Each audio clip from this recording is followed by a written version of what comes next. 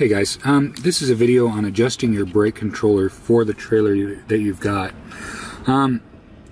I see a lot of guys that'll tow and they won't really mess with their brake controller at all. And you know, particularly guys that have flatbed trailers or cargo trailers, they may not mess with it. And here's the problem you run into. This brake controller is really cool. It's got a digital readout, so that when you adjust the power, you see what you're actually getting. Right? So what I know is the trailer I have behind me right now, I typically tow right around, I don't know, 6.5 to 7 volts. And when it's empty, that's perfect.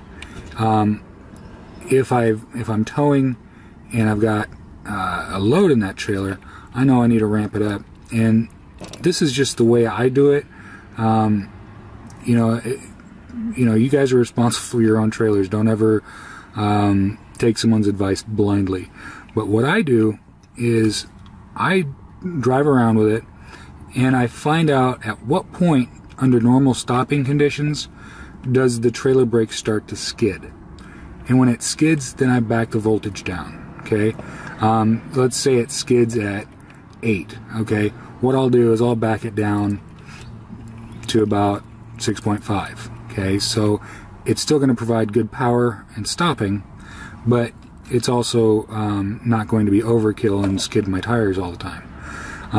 Now, if you have one of these and you've got a digital readout but it doesn't read out your actual voltage set, what you can do is you can apply the brakes like this. Okay, you've got your brake application, and when you apply those brakes, you can see it tells you your voltage.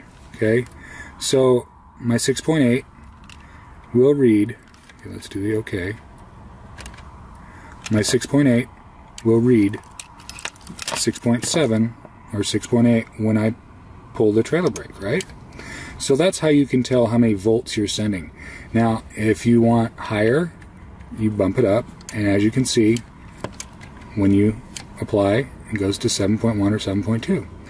So, you know, this is the Prodigy 3. I really like it. I've done a review on it. But if you've got another Prodigy or you've got something that has the voltage, that's a good way to figure out how many volts you're going. And it's a good way to figure out, okay, what do I usually need to set it at? So if you've got a dial instead of a digital up and down, you activate the trailer brake and then you dial it up or down to the voltage you need. Now, it should go without saying that you don't do that while you're driving down the road. If you apply this, you're locking the brake full and you're stopping. So do this while you're sitting in the car or when you're not moving. That's a real important thing. But this little trick of pulling this lever to figure out how many volts you want, that's handy, because, you know, when you're towing, typically you're towing the same trailer over and over. So you'll know, hey, when I'm loaded, you know, say I'm at 5.8, and when I'm empty, I'm at 5.8, and when I'm loaded, I'm at 9 or 12, or depending on how big of a load you've got in there.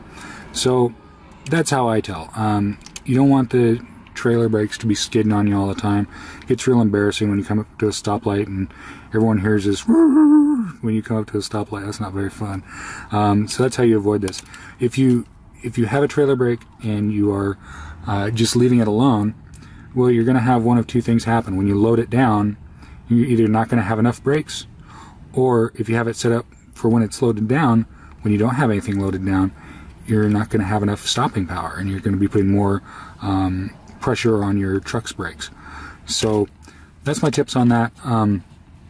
You know, and another important thing that I touched on in another video, but for your brakes to perform right, you need to have your trailer properly leveled when you're going down the road.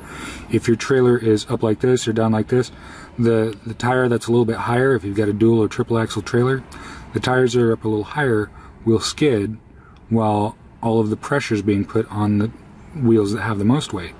So it kind of imbalances things. So you want to make sure that your trailer is pretty level, and you want the front of the trailer to be roughly 1 to 2 inches higher than the rear. That's a properly leveled trailer. So anyway, guys, that's my video, and you know, be safe out there, and This stuff will hopefully help you out when it comes to setting up your trailer brakes. So thanks for watching, and please subscribe.